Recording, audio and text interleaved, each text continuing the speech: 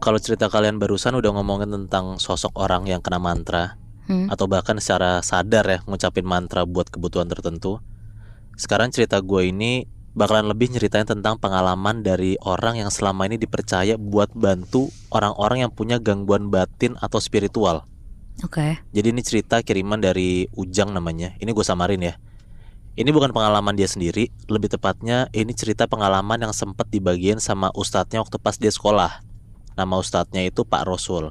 Oke. Nah, bisa dibilang Pak Rosul ini tuh emang terkenal bisa ngerukiah orang, terus kayak ngilangin apapun jenis gangguan setan yang nempel di badan orang gitu lah. Nah, ada satu malam pas Pak Rosul ini tiba-tiba dapet telepon dari ibu-ibu, sebut aja nama ibunya Bu Puji ya. Awalnya tuh Bu Puji nelpon, suaranya tuh kayak kedengeran panik dan kayak putus asa banget gitulah. Nah, di situ Bu Puji bilang, "Tolong Pak Ustadz, anak saya Eko udah 2 minggu nggak tidur. Matanya merah melotot, tubuhnya kaku. Sesekali Eko ketawa kegirangan sendiri, dan sesekali juga dia bicara dengan bahasa yang kami nggak tahu gitu." Dan kata Bu Puji juga, si Eko ini tuh udah dibawa ke rumah sakit dan psikolog, tapi tetap aja nggak kebantu gitu Nat. Akhirnya detik itu juga Pak Rasul tuh langsung kayak tergerak gitulah hatinya buat terima permintaan tolong Bu Puji ini. Akhirnya OTW lah tuh dia. Jadi buat latar belakang dulu, si Bu Puji ini sekeluarga emang profesinya sama, pada jualan di pasar gitu, cuman pasarnya beda-beda. Kalau si Bu Puji ini kebetulan jualan sayur di pasar pagi, suaminya jualan baju, terus anaknya si Eko ini ya suka kayak buka booth makanan gitu di event-event kayak pasar malam gitu-gitulah. Dari semua usaha jualannya bisa dibilang Eko malah jadi yang paling banyak didatengin sama orang. Dan gak tahu juga tuh pendapatannya dari mana, pokoknya tiba-tiba rame aja boothnya dia. Oke. Nah tapi sayangnya si Eko ini secara sifat emang Bu Puji tuh akuin kayak agak sombong gitu Nat. Makanya banyak pedagang lain yang gak suka sama dia. Bahkan gak jarang juga katanya banyak pedagang yang kayak semacam ngeganggu, ngancem, neror, atau bahkan kayak nyerang dia secara langsung maupun pakai bantuan-bantuan yang kayak hal-hal gaib gitu. Rumahnya ini bisa dibilang kecil, pemukiman kumuh yang rumah satu ke rumah yang lain pun juga gak ada jaraknya yang nempel-nempel gitu. Tapi gak tahu kenapa kata Pak Rosul, pas dia baru banget masuk ke rumah Bu Puji, itu tuh rasanya berat banget Nat. Kepala Pak Rosul tuh kayak langsung pusing. Terus padahal rumah ini kan sempit ya, tapi hawanya tuh beneran dingin kayak kena AC gitu. Nah terus sekali Pak Rosul tuh bisa nyium kayak ada semacam bau anyir darah gitu di sana. Pas Pak Rosul masuk nih ke kamar Eko tuh udah kayak terbaring gitu di kasur, kayak badannya tuh kurus, mukanya tuh keras, kayak kenceng bukan kayak muka orang tidur gitu loh. Matanya juga kebuka lebar, dan bola matanya tuh kayak ngadep ke atas, tangannya kelipet ke dada, dan lidahnya ngejulur sedikit, jadi kayak kaku gitu. Pokoknya serem banget lah bentukan si Eko ini di malam itu ya. Pak Rosul sempat nanya tuh, apa aja yang dilakuin beberapa hari ke belakang sama si Eko dan Bu Puji. Nah Bu Puji bilang dia nggak tahu apa-apa. Bu Puji justru bilang kayak ini mungkin Eko tuh dikirimin sama penjual-penjual lain yang nggak suka sama Eko gitu. Nah pelan-pelan Pak Rasul nyoba buka bajunya Eko buat ngecek tuh kondisinya. Pas dibuka nah Pak Rasul tuh langsung tahu kalau ini tuh bukan gangguan biasa. Kenapa kayak gitu? Soalnya pas di dada sebelah kanan Eko itu tuh udah ada bekas kayak garis ngelingkar, bukan luka, tapi lebih mirip kayak ukiran di kulit gitu loh. Dan pas Pak Rasul ngedeketin tangannya ke bagian itu, ada hawa panas yang keluar dari kayak bekas garis melingkar itu. Kayak tangannya Pak Rasul langsung kayak gemeteran gitu. Gak pakai pikir panjang, Pak Rasul tuh di situ langsung kayak bacain surat Al-Fatihah, Al-Baqarah ayat 1-5, dilanjut sama ayat kursi dan surat Al-Jin. Tapi pas banget sampai di surat Al-Jin, Eko tuh beneran kayak ngejerit ngeronta-ronta gitu. Tapi suara tuh bukan kayak suara Eko doang Nat. Suara tuh jadi kayak ada suara orang kayak bertabrakan gitu loh. Teriak-teriakan tuh kayak saut-sautan. Nah teriakan Eko itu suara ngebas nih. Dia bilang kayak gini, anak ini milikku, tubuh ini sudah ditanam dan tidak bisa diambil kembali gitu. Nah pokoknya di situ tuh Eko beneran kayak kelihatan kesiksa banget lah. Nah Pak Rasul langsung bilang tuh ke Bu Puji kalau ini tuh kelihatannya bukan sekedar kerasukan, pasti ini ada kayak ikatannya gitu. Bu Puji langsung disuruh kayak cerita sejujur-jujurnya sama Pak Rasul sebenarnya tuh apa yang kejadian gitu. Dan akhirnya Bu Puji ngaku lah kalau ternyata Eko tuh pernah pakai mantra pelindung dagang dari si seorang dukun ya. Katanya tuh biar nggak dicelakain sama orang-orang yang iri alias ya pedagang-pedagang lain gitu kan yang iri sama dia. Dan mantra ini emang nggak ditulis di kertas, tapi ditanam ke dalam tubuhnya lewat ukiran di dadanya itu. Jadi yang bikin tangannya si Pak Rasul itu panas ternyata bacaan mantra dari si dukun itu Nat. Iya. Dan karena itu juga Pak Rasul tuh beneran kayak mutusin buat ngelakuin ruqyah secara penuh lah di situ.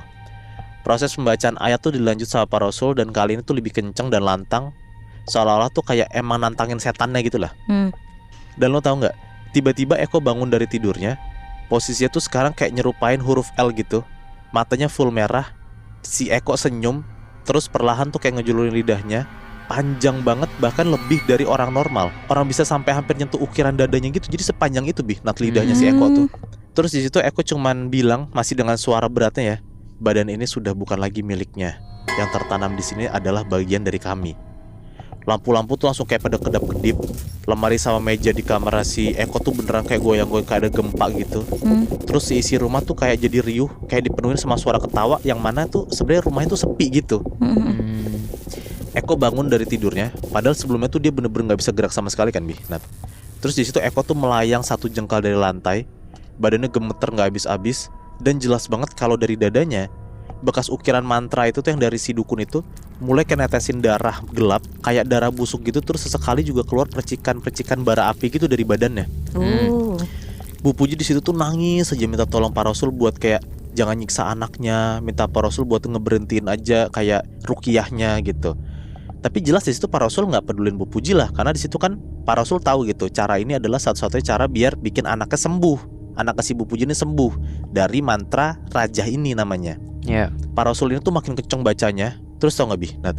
Katanya Eko tuh badannya kayak sengaja mau dirusak sama setan gitu. Dirusaknya kayak gimana? Katanya lehernya tuh kayak sengaja ditengokin sampai beneran mentok gitu. Jadi kayak sengaja diputerin biar kayak lehernya patah gitu loh Nat. Bahkan jari-jari tangannya tuh kelihatan juga kayak dipaksa ngacung lawan arah gitu. Terus suara tarikan otot badannya tuh udah mulai kedengeran. Dan Eko tuh mulai dari situ tuh kayak ngerang kenceng kesakitan gitu. Intinya satu, jadi si sosok setan itu atau si penjaga mantra itu ya, itu nggak mau keluar karena katanya dia minta tumbal. Nah katanya si Eko ini itu tuh hutang darah. Nah tapi Pak Rasul nggak mau tuh tawar-menawar sama si setan ini. Dia cuma punya satu senjata, kalamullah. Detik itu juga Pak Rasul tuh langsung lari ke belakang badan Eko kayak lompat gitu. Terus tasbih di tangannya si Pak Rasul yang lumayan gede langsung dimasukin ke leher Eko dan ditarik tuh. Jadi di sini tuh kayak posisinya Pak Rasul seolah-olah kayak nahan leher Eko biar nggak keputar putus gitu Nat. Pak Rasul langsung narik ke arah lawanannya sambil terus baca doa. Eko tuh sebadan-badan katanya langsung merah, panas, beneran kayak dipanggang gitu. Keringetan juga kayak perlahan-lahan tuh keluar dari kepalanya gitu. Dan pas Pak Rasul akhirnya bener-bener bisa nyelesain bacaan ayat-ayatnya, tiba-tiba mulut Eko tuh nganga lebar banget, kayak kaku gitu, nggak bisa nutup. Terus pelan-pelan keluar kayak gumpalan gitu bayangan hitam.